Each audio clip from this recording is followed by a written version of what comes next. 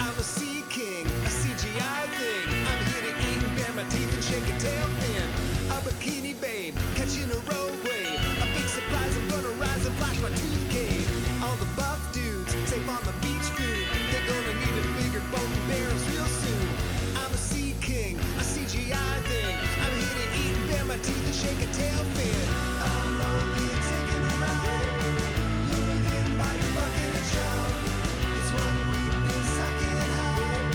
Take me to your bucket and shove. Hello, everybody. Welcome back to Bucket of Chum, the Shark Movie Podcast. Today, we're talking about Something in the Water from 2024, directed by Haley Easton Street. This movie just came out not too long ago.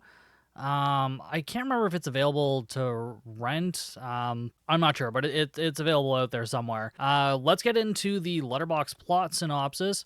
Fear finds new depths. Oh, scary. Reunited at an exotic destination wedding, 5 girlfriends decide to rent a boat to spend a day together along the paradise-like coast. Their friendship is put to the ultimate test when they find themselves stranded in open water, fighting for their lives against sharks and Mother Nature as they desperately try to survive. And this has an average rating of 2.2 stars on Letterboxd. I guess that's sort of to be expected with some of these newer movies. I did a trailer react for this, and I said the CGI looked a little bit iffy, which is a bit surprising to me, and we'll get to that in a second. But first, the poster expectations. So I'm doing this for the first movie poster. The first one has this like neon kind of writing, and you kind of just see like the top of the shark and the fin and the girls floating on the water. Just kind of a fun, bright, vibrant poster. The second poster uses that same Adobe stock photo that I have seen in like Shark Huntress, Alien Shark, Shark Encounters of the Third Kind. Like just so many movies use this same stock photo, and I get it. Like, but maybe we could find other stock photos. I think I've said this before, but maybe it's time to invest in that. And also, the second poster doesn't really make a lot of sense for how much we actually see the shark in this movie. And the reason why I said it's surprising that the CGI didn't look great is because director Haley Easton Street hasn't directed much, but she's done a lot of VFX work, and she's done work on some pretty big movies. She's done work on Star Wars, The Force Awakens, Fantastic Beasts, Ex Machina, so many more. And I think I did look up her IMDb later on as well, and I think there might have been a shark movie in there. I don't remember what, or some aquatic movie. So it was a little surprising, and I'm not saying the CGI was terrible by any means, but I have a couple criticisms, and I'll get to them later on. But as I said, my expectations are pretty high, and speaking of high, let's talk about this movie before mine wears off, and let's dive in. We start off with some overhead shots of London, England, so already this starts off way different than about 90% of the movies I watch. Very strange, but I'm digging it. It makes it, it's something different for once, so I kind of like that. So we follow 2 girls, Meg and Kayla, and they're a couple walking through some seedy-looking part of the city, and they're holding hands as they walk. There's a group of girls coming down some stairs, and as they pass, they make some homophobic remarks. And then Kayla turns around and gives her the finger. And then as they're coming up, Meg says, "Oh, why do you always do that?" So I guess Kayla's always like instigating things when she shouldn't be. But at the same time, I'm kind of on her side. I get Meg doesn't really like confrontation, but they're being assholes. You can't just let people like that always get away. Granted, it doesn't work out too well because they come around and they grab Meg by the hair and then throw her down the stairs. Then they run down and start kicking her and punching her, and they're holding Kayla back, and then it just kind of fades to black after that.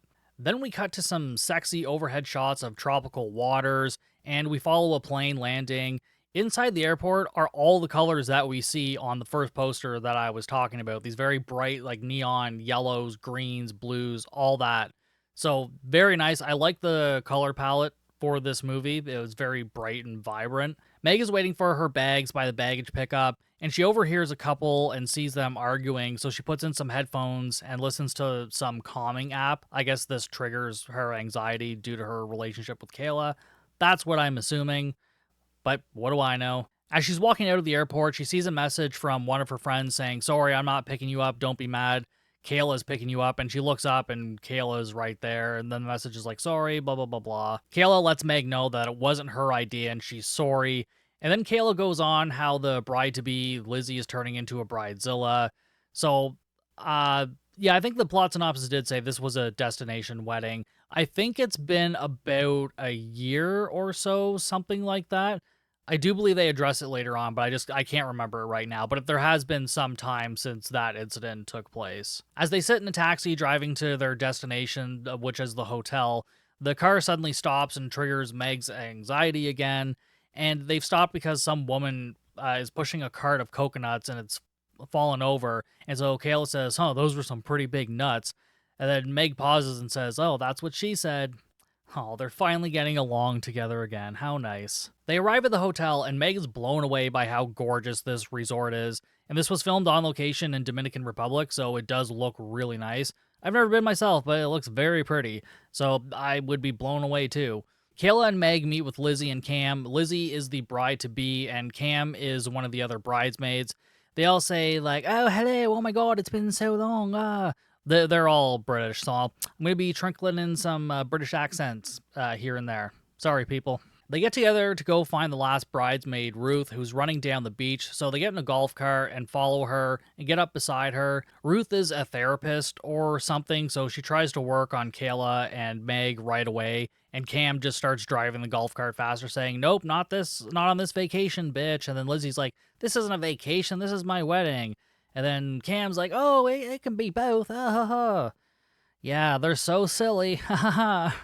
Cam chats with Meg after they reach their hotel rooms and she says, "Just enjoy this place." So Meg goes into this room, and this fucking hotel room is nicer than my apartment, which I know is not saying much. This place is a piece of shit, but my god.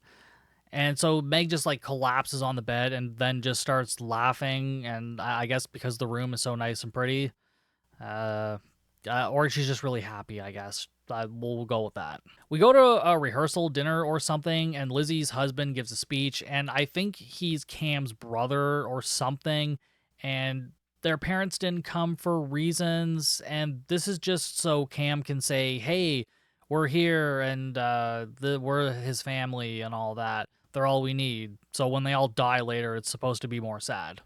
That night, they go out dancing and drinking, and there's a bit of an extended musical sequence here, which, why? Like, it didn't feel like friends singing and dancing in a club. Like, it felt like this was part of a musical. They were singing a little bit, but it was just, I don't know, it was so weird. It just felt really out of place. I felt like if you wanted to show them partying, you do a little bit more than that, but I don't know. The next day, Meg is hungover, and Cam comes running in saying they're kidnapping Lizzie one last time.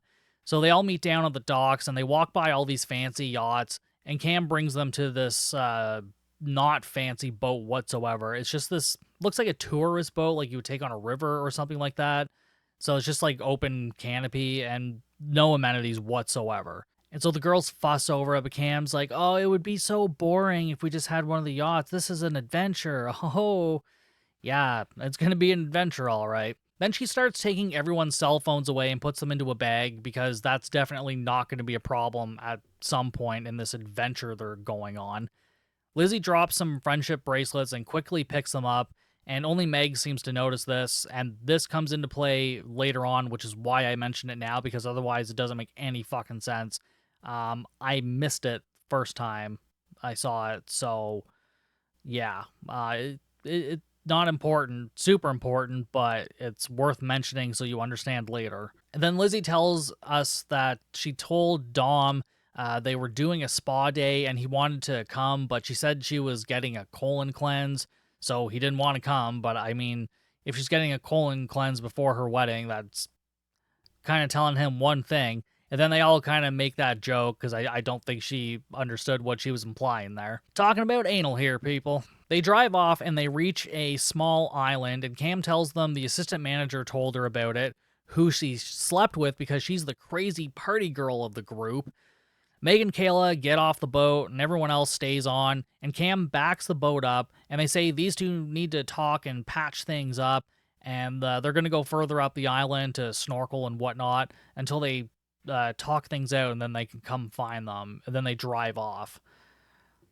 Seems pretty irresponsible. You're in a place you don't really know, and they drive far enough off where they can't see them down the beach. These people are a little bit stupid. The more I'm talking about this, I was thinking earlier that nobody really made too many dumb decisions, but now there's a lot of dumb decisions being made, and yeah, I'm a little upset right now. A little upset. As Cam drives off, we get a super quick glimpse of a shark swimming under the boat. Oh, that's the something in the water. It's a shark. It's something in the water. I get it. Meg sits on the beach as Kayla paces, and Meg is like, don't let it get to you, and just like sit down for a bit. So Kayla is still a bit of a hothead, which is why they broke up in the first place. I don't know if these two are going to make it work, guys. Guess we'll have to find out. Ruth, Cam, and Lizzie lay and drink on the beach, pleased with what they've done. They're like, oh yeah, they really need to talk it out, blah, blah, blah. We're good friends for making them do this. And then Cam starts snorkeling around these reefs that look pretty dead. And after a while, Ruth gets scared because she can't see Cam. And then we see Cam swimming around some reefs, and she finds some garbage. And then we see a big shadow come over top of her. And so she looks up, just a stingray. Oh, I thought it was the shark, guys. It wasn't. It was just a stingray. Oh, fake out. She finally pops up, and Ruth is finally at ease. So then we go back with Lizzie and Meg. They talk for a bit about what happened as they're swimming back to the other girls, and we can see some water disturbance behind them. I'm assuming it's just kind of the top of, like, very, very tip of the fin we might see, but not much else. So I like that they're kind of building up a little bit of tension with creeping up with the shark, and it's not just being like some absolutely mindless killing machine. Although that is fun sometimes. A lot of the movies I watch, that's what it is, and it's fun. But if you're going for a more realistic view, this movie does it a little bit better so far. Cam and Ruth are playing frisbee on the beach, and Ruth throws the frisbee out, so Cam has to swim out and get it because it's an adventure. Oh, they spot Meg and Kayla walking down the beach holding hands, but they're only doing it to appease their friends and pretend they're back together, so they're just like, yeah, we'll just say we're getting married or whatever, which is what they tell them. They say, yeah, you want to have a double wedding? And Lizzie's like, oh, yeah. They're taking it a little too far, I would say. Just say you're back together. You don't need to pretend you're having a double wedding. That's just taking it too far. Yeah. But anyways, everybody buys this, and they're all celebrating, and Ruth and Cam are dancing in the water, and then Ruth stops, and we just see, like, fear come across her eyes, and she's, like, jutted a little bit, and she starts walking out of the water, saying, it's nothing, but she looks down, and blood is filling the water. The girls panic, and Cam lifts Ruth out of the water. Her leg has been bit, and it is gross looking. I'm pretty sure this was a practical effect because it looked very, very good. There's just like a big chunk of flesh missing from her leg. We can see inside to her veins, muscles, all of that. Pretty gross looking, but very good. I was happy to see a little bit of tiny gore in a movie for once. Thank you. They all start to realize it was a shark, and Lizzie yells at Cam for bringing her to shark-infested waters the day before her wedding. Cam wraps Ruth's wound as Ruth starts going into shock. They carry her onto the boat, and they try to make a call, but naturally there's no service. So I guess all the cell phones in a bag doesn't really matter all that much because there's no service out there anyways. Although, I don't know. I'm not going to dwell on that one too much. They start driving off, and Lizzie is driving. Terrible idea. As they drive away, we just see all the blood washing up on shore. It was a very cool shot, with just overhead beach and then bloody water coming up on the shore. Cam is mad that she can't help Ruth more, and she says something about, oh, just wait until my dad hears about this. Oh, wow, a party girl with daddy issues. Oh, what a shocking thing that is. Who knew? Who knew that could be a thing? Meg tells her not to be hard on herself, blah, blah, blah. As we look down as they're driving, we can see they're pretty much driving over some coral, and Lizzie doesn't see it. Cam notices it and tells her to slow down. Lizzie's like, what? And then she tells her to stop, and she's like, what? And then they hit some coral, puts a huge hole in the boat. Lizzie starts freaking out, having a mental breakdown. Kayla starts giving Cam shit for having to do something crazy and not boring like everyone else. And then she goes to grab life jackets, but she only finds one, and she gives Cam shit for not checking the boat before they left. They put the one life jacket on Ruth and keep trying for a signal on their phone. Lizzie is in like a trance as the girls yell at her to like snap out of it, and then she reveals that she can't swim. Yeah, that's great. Bring her to the middle of the ocean and she can't swim. Although she didn't tell anybody. She's telling everybody right now. That's great. So they try to encourage her to tread water, and they give her one of those red lifeguard buoy things. They all end up in the water as the boat sinks, and they try to keep a phone dry and keep Ruth's legs out of the water, well, her bitten leg out of the water. And at the same time, Lizzie grabs Meg for support and just ends up like dunking her. So they all just tread water, freaking the fuck out. They all float in a circle for a while, and Cam goes under, but it's just a leg cramp. Whoa, guys, another fake out. Crazy. And then Lizzie mentions the double wedding, like as if, oh, well, at least we have that to look forward to. And then Meg and Kayla reveal it was all just a joke to make them all happy. Again, very dumb plan, oh, God, I don't know. It's just stupid. Cam says someone kicked her, and then they see the fin. Lizzie says it may just be curious, and it's not going to go away with all the blood in the water. She then says to like punch it in the eyes, nose, or gills, and everyone looks at her as if like, why do you know this? And she says her dad says always be prepared, and they ask like, are you expecting like sharks in Manchester? And she says, well, with global warming, we figured it'd be under it soon, so... And they all just kind of pause and then have a really good laugh at this. It was kind of a funny moment. I will give them that. It was pretty good, and like a fun way for a character to just give us shark facts. She could have just been like a fan of Shark Week, but they just made something ridiculous. So fine, I'm okay with that. Cam gets her knife ready in case the shark comes back, and they soon realize Ruth is dead. And Lizzie keeps going into denial. Cam says they need to get rid of the body, and it turns into an argument with Kayla. And Meg realizes she's right. With the leg bleeding and a shark nearby, it's not a great situation. They take the life jacket off Cam and give it to Lizzie, obviously. And Cam says she's, oh, so sorry. And then they push her body out. And then seconds later, we see Ruth's body pulled under as the fin swims by. Meg then suggests that someone needs to swim for help. Like, they can't just stay there. Cam volunteers, and then so does everyone else. But then everyone's like, no, Meg, you can't go. No, Lizzie, you can't go. Kayla, you can't go. And then Cam's like, oh, well, so everyone's fine with me going. Well, kinda. I mean, you did kind of fuck everybody here a little bit. Ultimately, Kayla is the one to go because she's the strongest swimmer. Meg tries to tell her something, but Kayla says, this isn't the end. It's not a question mark. It's a ... And yeah, okay.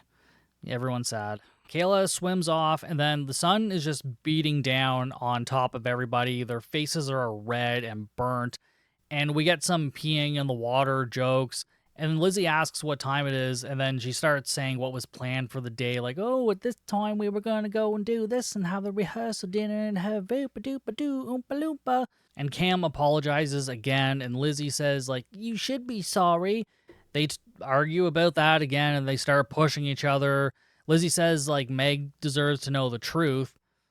So then this little piece of information comes out. Lizzie tells Meg that the night that they were attacked, Kayla was going to propose, but then obviously after the attack and she was in the hospital or whatever, they broke up. And then Meg looks around and says, oh, I gotta go find Kayla. So then she swims off to go and find Kayla. I mean, goddamn, you're not gonna catch up to her. What are you doing? What are you doing? But right before that, we get this really cool shot where we see them floating in the water, and then we just see the shark kind of swimming underneath them, but just the very top of the shark. Very much like the poster, actually. So, hey, I guess poster expectations, we got what the poster promised. Floaty girls and sharky underwater. Yay! As Meg starts swimming away, Cam starts swimming after her to get her to come back. And after leaving, Lizzie is just by herself and she sees the fin heading towards the girls. She yells out to them, but they don't hear her. Lizzie then starts screaming for the shark to come to her. The shark swims by Cam and it cuts her arm. The shark heads for Lizzie, but then immediately heads back to Cam as soon as the blood hits the water. And she says she can't be near Meg with her arm bleeding, so she swims away and gets her knife ready. Cam stops, and the shark circles her, getting closer and closer. The shark bumps into her, and she drops the knife. And then she's pulled under, and then she pops back up, and she is just violently punching the shit out of the shark. We don't really see her, like the shark. We mostly just see water kind of bubbling up and then her just kicking the shit out of this. This was pretty fucking cool. I like this. Character going out, fighting really fucking hard. That I liked. I guess we didn't really need to see the shark that much. It would have been kind of cool, but this was cool. I enjoyed this. But then she's pulled under and she's just screaming into her own blood and water and all that. And yeah, she's gone. Meg watches in horror and is scared when Lizzie returns behind her, and then they cry over Cam's death, obviously. Lizzie says she didn't mean any of those things she said to her, and Meg says, well, none of it matters anymore. Yeah, it's true, you're all probably gonna die, so...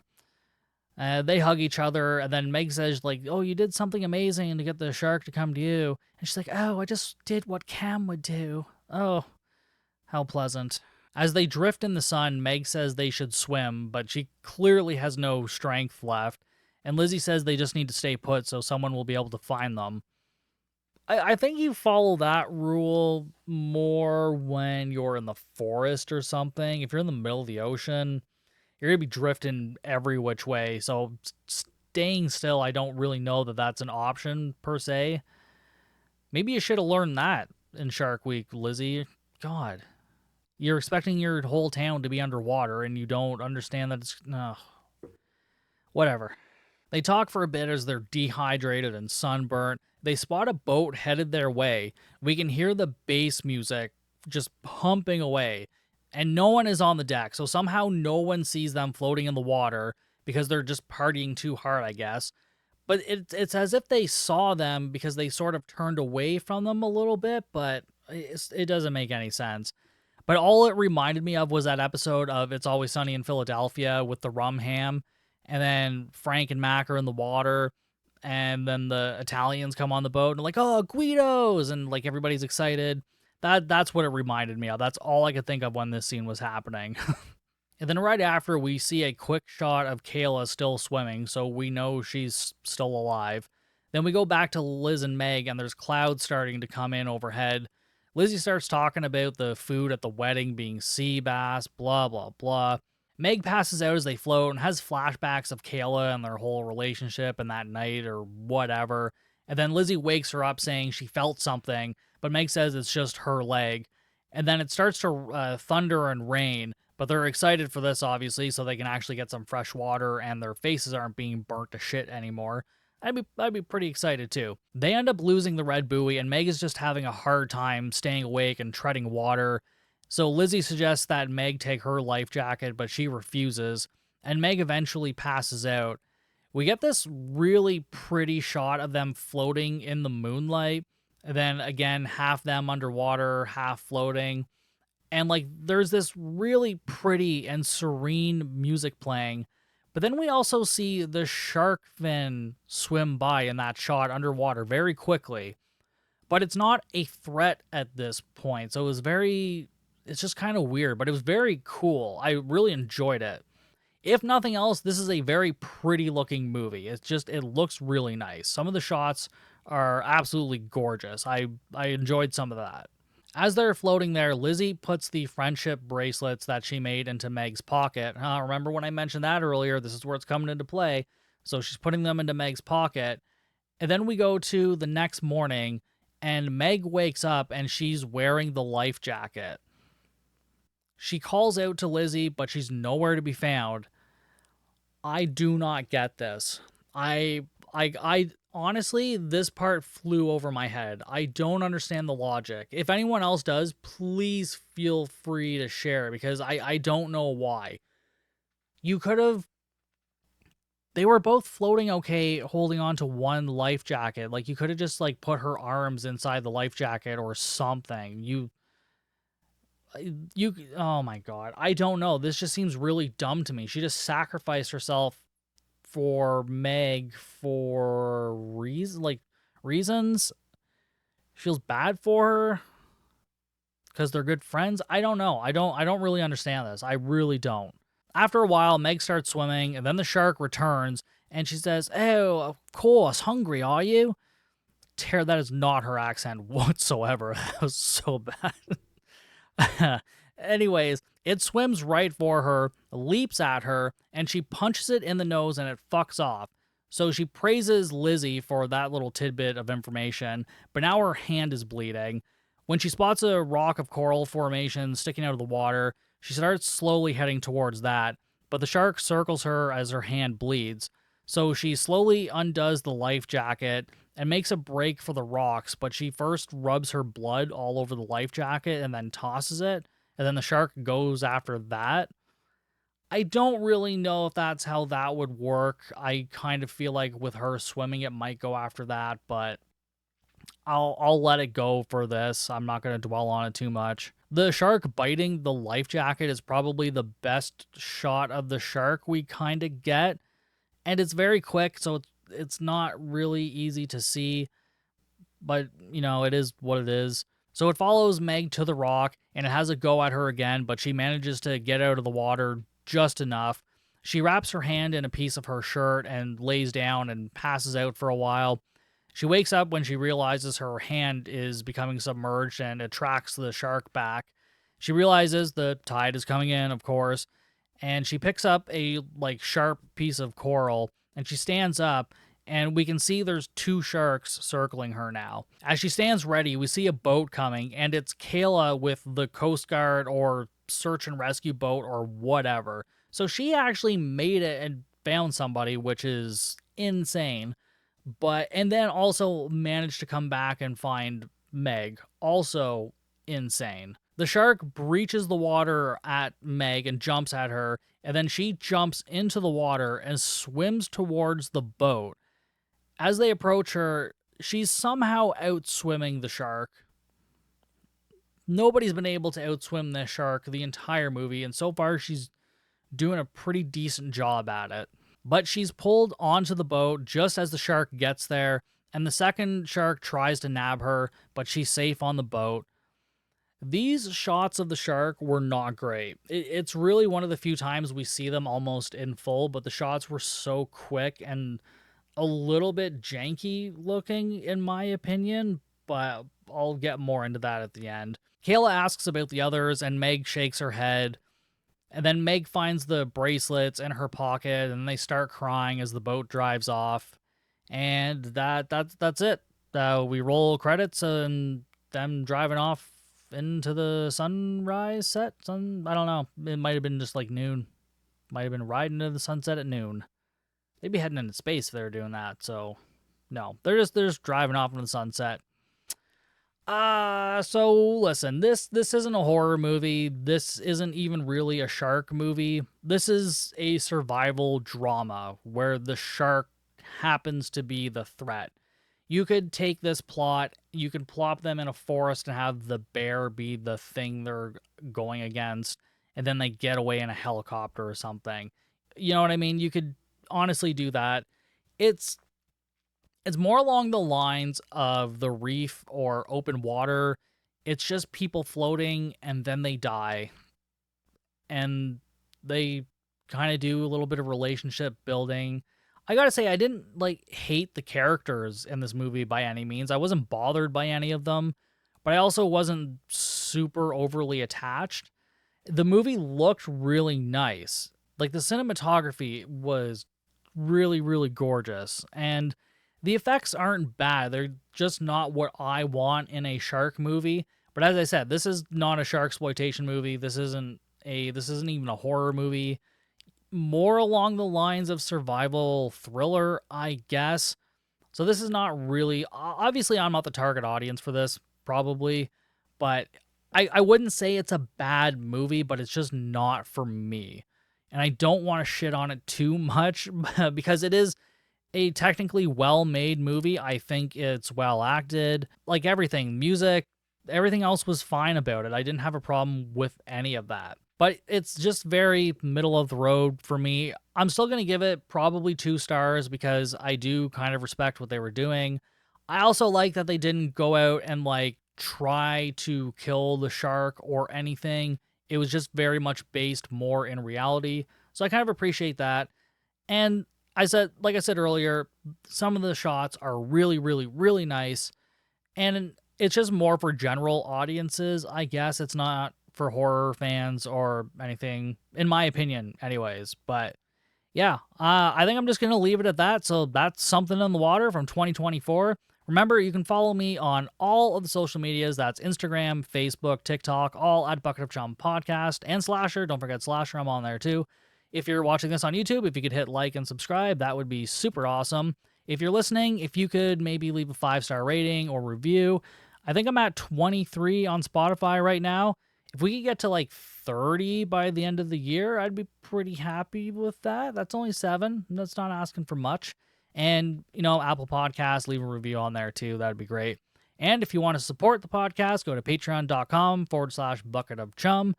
And I will see you guys next week for more Bucket of Chum.